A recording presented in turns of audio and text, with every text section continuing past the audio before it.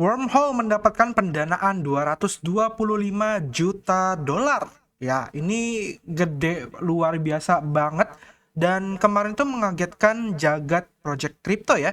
Nah, sebenarnya Wormhole ini tuh adalah sebuah platform atau protokol untuk memindahkan aset dari satu blockchain ke blockchain lain. Dan dia sudah terintegrasi lebih dari 30 blockchain yang ada dengan banyak sekali di apps yang mengintegrasikan asetnya ke Wormhole. Nah, Wormhole ini tuh belum punya token ya, dan ini setelah mendapatkan pendanaan yang besar, banyak banget spekulasi bahwa nantinya Wormhole ini akan punya token. Nah, gue sendiri juga punya spekulasi bahwa Wormhole ini nantinya akan meluncurkan token. Alasannya apa?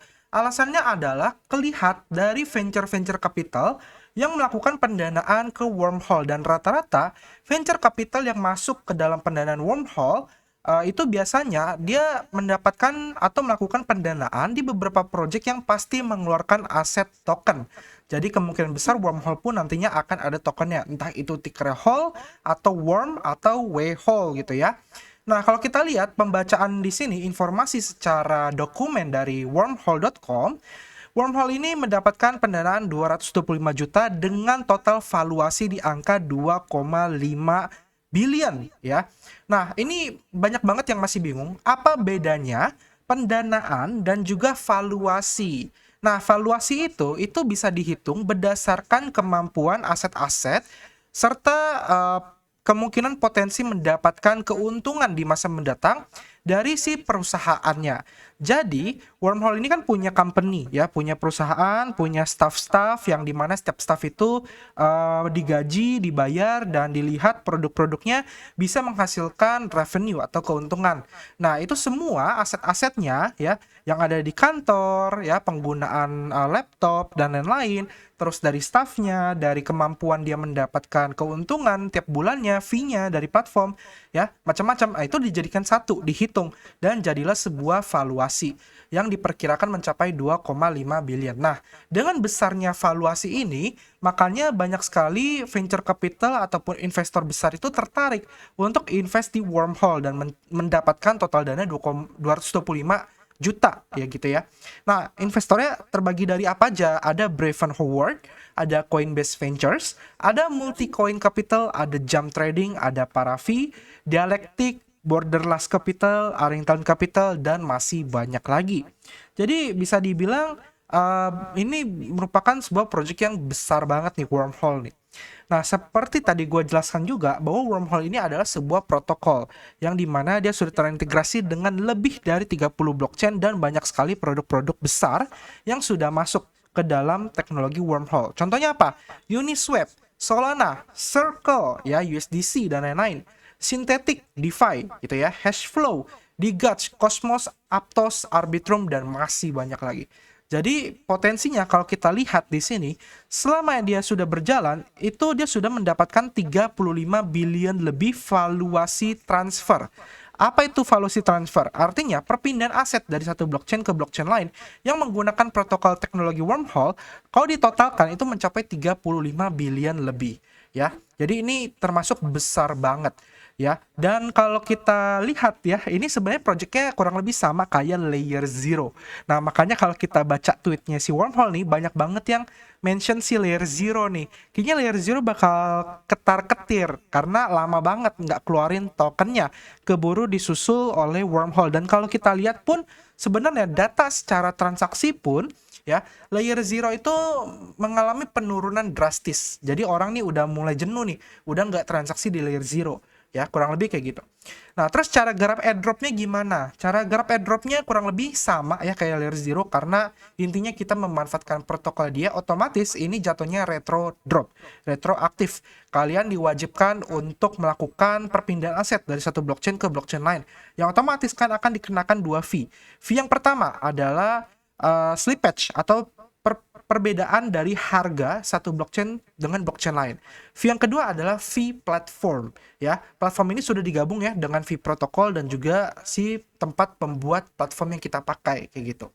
Nah, Di sini sebenarnya kalian bisa fokus ke satu, tapi gue lebih menyarankan secara spekulasi adalah kita pakai banyak platform ya, dengan harapan nantinya kalau memang secara spekulasi ada tokennya si wormhole ini akan snapshotnya dari yang pertama udah pasti volume. Jadi nggak ada tuh minimum berapa kok, maksimum berapa, itu nggak ada. Intinya terserah kalian punya modal berapa, uang dingin berapa yang bisa kalian gunakan untuk melakukan garapan seperti ini. Ya, intinya semakin besar volume kalian, kemungkinan besar adalah lebih banyak rewardnya. Karena kalau kita lihat ke Arbitrum, itu dia ada volume bridge-nya. Ya, jadi kurang lebih seperti itu. Yang kedua, dari seberapa banyak kita menggunakan di apps-nya atau si aplikasinya. Makanya kenapa di video ini gue akan ngasih beberapa di apps yang sudah terintegrasi dan bisa kalian pakai. Ya, jadi nggak cuma satu. Kalau satu takutnya nanti dia snapshotnya minimum 3 atau minimum 5, ya kan kurang gitu ya. Nah, yang ketiga adalah dari berapa banyak kita melakukan transaksi atau frekuensinya. Ya, contoh misalnya kalian sudah melakukan 10 kali ya atau 20 kali, ternyata minimumnya 5 kali. Nah, berarti eligible. Nah, maksudnya kayak gitu ya. Yang keempat adalah berapa banyak kalian sering melakukan bridge dalam waktu 1 bulan. Misalnya 1 bulan itu kalian lakukan minimum 5 kali. Ya, jadi tiap bulan tuh 5 kali, 5 kali, 5 kali kayak gitu. Ya, itu 4 spekulasi poin yang akan digunakan untuk snapshot wormhole kalau memang secara spekulasi kita tepat kalau dia ada airdrop. Ya, jadi kurang lebih kayak gitu teman-teman. Oke. Nah, yang pertama kita bisa pakai yang namanya itu Portal Bridge. Di sini kalian tinggal connect wallet ke MetaMask kalian aja di sini ya. Lalu kalian pilih pengen jaringan apa. Contoh misalnya, untuk menghemat gas fee itu kalian bisa manfaatkan dari jaringan Arbitrum ya ke jaringan Optimism. Nah, kurang lebih kayak gitu. Nah, misalnya di bulan ini kalian udah nih dari Arbitrum ke Optimism pakai Portal Bridge. Nah, saran gua di bulan depannya lagi itu kalian di Portal Bridge pakai blockchain yang berbeda. Contoh misalnya dari Optimism ke Arbitrum atau dari Polygon ke Arbitrum. Nah, tujuannya buat apa? Tujuannya adalah buat kita untuk menggunakan blockchain-blockchain yang berbeda dengan harapan kalau memangnya dia ada snapshot pun itu bisa terhitung dari berapa banyak blockchain yang kita interaksikan gitu loh. Jadi kita bisa menambah variasi blockchain yang nantinya bisa menjadi potensi untuk eligible atau snapshot ya. Jadi kurang lebih kayak gitu. Jadi tiap bulan itu kalian ganti-ganti aja. Nah, kalian catat aja deh di Excel gitu ya. Misalnya bulan pertama gue ngegarap di Portal Bridge dari Polygon ke Optimism dengan volume perpindahan aset $1.000 misalnya. Ya, nanti di bulan depan kalian ganti aja misalnya dari Arbitrum ke Polygon dengan nominal $500 misalnya. Jadi kalian bisa hitung tuh kira-kira nanti volume kalian total berapa, lalu sudah interaksi dengan berapa banyak blockchain ya.